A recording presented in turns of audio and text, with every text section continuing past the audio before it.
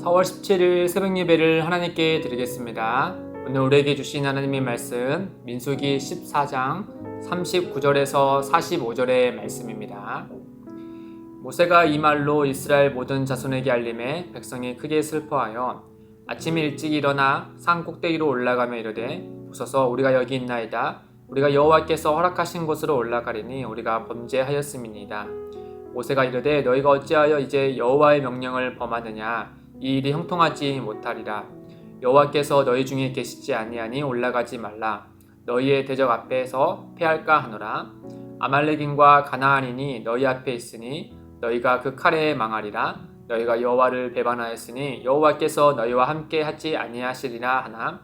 그들이 그래도 산 꼭대기로 올라갔고 여호와의 언약궤와 모세는 진영을 떠나지 아니하였더라. 아말렉인과 산간지대에 거주하는 가나안인이 내려와 그들을 무찌르고 호르마까지 이르렀더라. 아멘. 우리가 어린아이들이 부모님께 혼나는 모습을 보고 또 그 아이들이 부모님께 죄송하다라고 비는 모습을 볼 때면 이 아이들이 정말 부모님의 잘못, 부모님께 사과할 때 진심 어린 마음으로 반성하고 있는지 아닌지를 부모님은 잘 알고 계시죠. 보통 무엇으로 이 아이들이 진심인지 아닌지를 헤아릴 수 있을까 생각해 보면은 이 아이들이 반성하는 모습 속에서 그 행동에만 초점을 맞추는 것이 아니라 그 행동을 인하여서 마음 아파할 엄마 아빠의 그 마음을 조금이라도 헤아린 친구들이 그나마 조금 진심 어린 마음으로 반성하는 친구들이죠. 반면에 이제 거짓으로 반성하는 친구들의 태도를 보면은 어쨌든 간에 그 행동을 빨리 반성하고 그 위기를 빨리 모면하려고 할 뿐 엄마 아빠가 이 태도를 통하여서 마음 아파할 것은 전혀 생각하지 않습니다. 그러다 보면 나중에 어떻게 되냐, 똑같은 잘못을 저질러서 또 엄마 아빠에게 혼나는 경우들이 많이 있죠. 이 호르마에서 처음으로 패배한 이스라엘 민족들도 그러했습니다. 그들은 분명히 하나님 앞에 잘못을 했죠. 아주 중대한 죄를 범하지 않았습니까? 그럼으로 인하여서 하나님께서 큰 진노를 내리시고 모세가 중재하여서 그나마 그들이 다 진멸될 위기에서 벗어나서 그럼에도 불구하고 그 죄가 중대하기 때문에 하나님은 그들에게 벌을 내리셨습니다.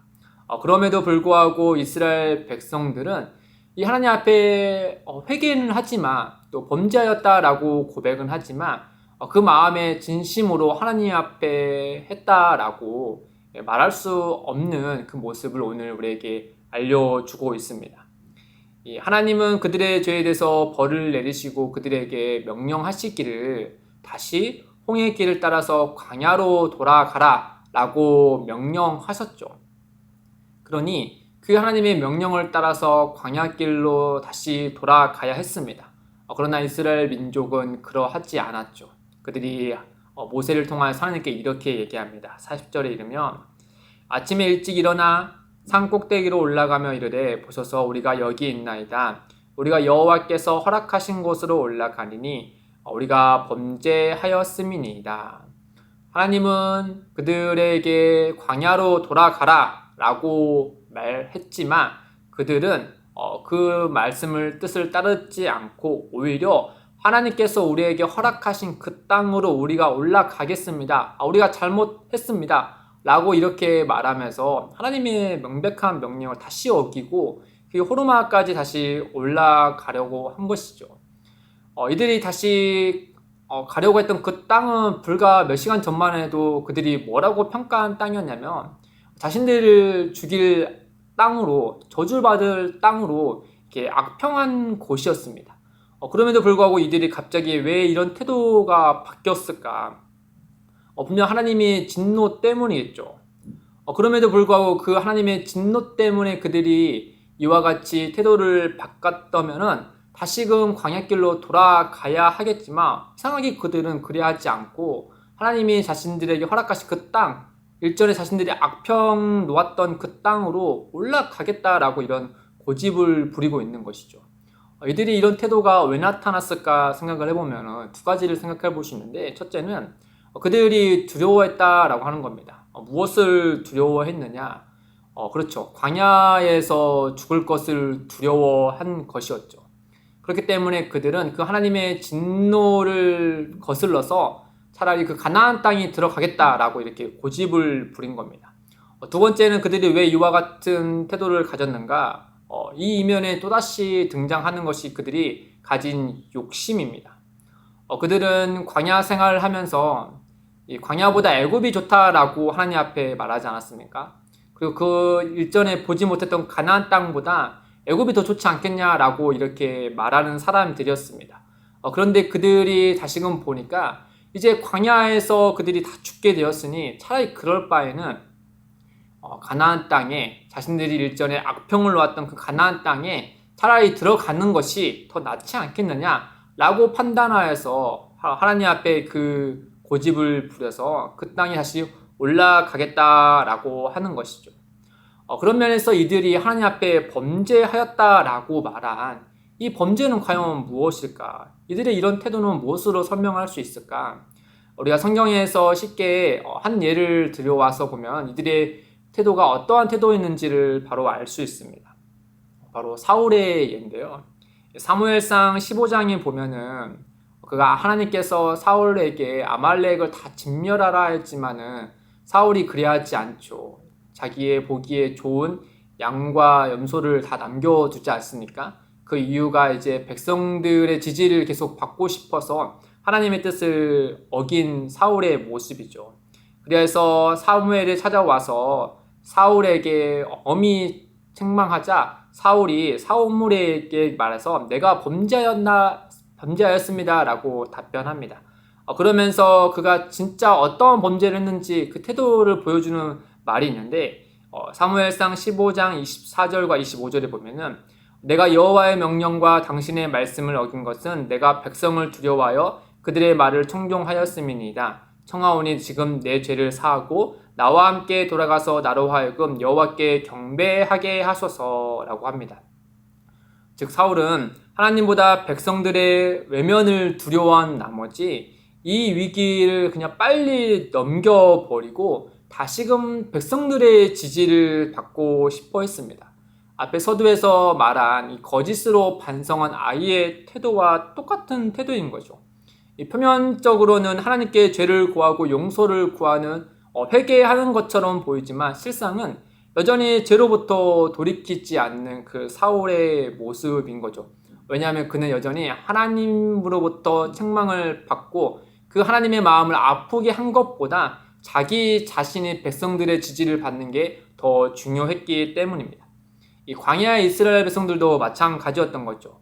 표면적으로는 하나님께 범죄였습니다 라고 회개하는 것처럼 보였지만 그들은 여전히 그 마음 아파하실 하나님을 생각하기보다는 여전히 자기 자신들이 중요했습니다. 그러다 보니까 광야에서 죽을 바에는 차라리 본인들의 악평을 놓았던 가나안 땅에 들어가는 것이 더 낫지 않겠냐라고 생각을 해서 이 앞에서 하나님 앞에 고집을 부리고 하나님의 명령을 어겨서 패배를 당하는 모습이었죠. 43절에 이렇게 얘기합니다. 너희가 여호와를 배반하였으니 여호와께서 너희와 함께 하지 아니하시리라. 하나님은 계속해서 그들에게 얘기하기를 너희들이 죄를 범하였기 때문에 너희와 함께 하지 아니하겠다라는 그 얘기를 합니다. 그러니 그들은 오히려 이 말에 더 경각심을 가지고 슬퍼해야 했죠. 그들이 광야에서 죽는 것보다 하나님이 우리와 함께 하시지 않는다 이 메시지를 더 무겁게 들어야 했습니다. 그러나 그들은 그 메시지를 가벼이 여기고 오로지 자신들의 유익을 위하여 하나님의 진노와 그 명령도 무시한 채 그 호르마로 올라가려 했던 것이죠. 결국 이스라엘 민족의 회개는 그저 벌을 피하기 위한 또 심판을 받기 전에 그 상태로 되돌아가고자 할 뿐이었던 거죠. 그들의 회개에는 하나님께 진심 어린 죄송한 마음이 전혀 없었습니다. 그로 인해서 마음 아파하실 또한 그들의 지도자였던 모세가 그렇게 크게 슬퍼했던 거에 대해서 조금도 미안한 마음과 또 안타까워하는 마음이 없었던 것이죠. 그렇게 그들은 하나님의 명령을 어기고 호르마까지 올라갑니다. 이들의 단적인 모습을 우리에게 보여주죠. 44절에 보면은 그들이 그래도 산 꼭대기로 올라갔고 그럼에도 불구하고 그렇게 말렸음에도 불구하고 산 꼭대기로 올라갔고 반면에 여호와의 언약궤와 모세는 진영을 떠나지 아니하였더라. 사랑하는 성도 여러분, 오늘의 말씀 속에서 우리에게 무엇을 말씀하고 있습니까? 이 회개는 단지 행동을 고치는 것이 아니다라고 하는 것이죠. 회개는 진정 마음을 고치는 것입니다. 또 회개는 마음을 단지 비우는 것도 아니죠. 진정한 회개는 그 하나님을 다시금 진심으로 사랑하는 것입니다. 이스라엘 민족이 진정한 회개를 했다면 자신들의 연약함과 자신들의 불순함과 자신들의 불신으로 인하여서 하나님이 이와 같이 자기의 백성에게 진노를 내릴 수밖에 없는 그 사실을 두고 굉장히 마음 아파하고 슬퍼하고 해야 하는 거죠. 그러나 그들은 그런 마음은 조금도 있지 않지 오로지 자기의 유익을 따라서 그 하나님의 명백한 명령도 어기고 나아갔던 것입니다. 그들에게 진정한 회개가 없었던 것이죠. 이 말씀을 보면서 혹시나 우리에게도 그와 같은 모습이 있지 않나, 하나님 앞에 늘 저질렀던 그 옳지 않은 모습 속에서 자꾸 행동에만 우리가 초점을 맞추는 것이 아니라 우리가 진정 그 마음 가운데 하나님에 대해서 정말 슬퍼하는 마음이 있는지, 하나님의 그 마음을 아파하게 했던 그 마음에 대해서는 죄송한 마음이 우리에게 있는지, 그리고 다시금 회개하여서 하나님을 사랑하고자 하는 마음이 우리에게 있는지 우리 스스로를 한번 말씀을 통하여서 들여다 봐야 되겠죠. 우리가 잘 알고 있듯이 누가복음 18장에는 세리가 이렇게 하나님 앞에 가슴을 치면서 회개하죠. 13절에 세리는 멀리 서서 감히 눈을 들어 하늘을 쳐다보지 못하고 다만 가슴을 치며 이르되 하나님이여 불쌍히 여기소서 나는 죄인이로소이다 하였느니라. 사랑하는 성도 여러분, 혹여 우리가 하나님 앞에 옳지 못한 부분이 있다면 우리가 행동을 고치기에 앞서서 먼저 하나님 앞에 가슴을 치시길 바랍니다. 그러므로 인하여서 그 하나님을 다시금 사랑할 때 우리는 우리의 삶 가운데 하나님의 기뻐하시는 삶을 만들어 갈 것입니다. 그와 같은 은혜가 있기를 주님의 이름으로 축복드립니다. 같이 기도하겠습니다. 하나님 아버지, 예수 그리스도의 십자가를 통해 우리의 죄의 형벌을 내리실 뿐 아니라 십자가를 통해 우리에게 영원한 생명을 주셨습니다. 연약한 우리는 이스라엘 민족과 같이 하나님 앞에 거짓된 회개에 많이 노출되어 있을 뿐 아니라 회개할 때마다 마음을 치기보다 외식을 쌓고 있었습니다. 이러한 불순한 저희를 용서하여 주시고 진심으로 하나님 앞에 회개함으로 더욱 하나님을 사랑할 수 있도록 주님 인도하여 주옵소서. 예수님의 이름으로 기도드립니다. 아멘. 오늘도 두 가지의 기도 제목을 두고 기도하겠습니다. 첫째, 거칠의 회개를 벗어버리고 주 안에서 진심 어린 회개를 통해 하나님을 더욱 사랑하는 성도가 되게 하소서. 둘째, 기쁨의 되는 교회가 나라와 민족의 죄에 대해 깊이 슬퍼하게 하시고 예수 그리스도의 이름으로 나라와 민족을 위해 기도하게 하소서. 이를 위해 함께 기도하며 나아가겠습니다.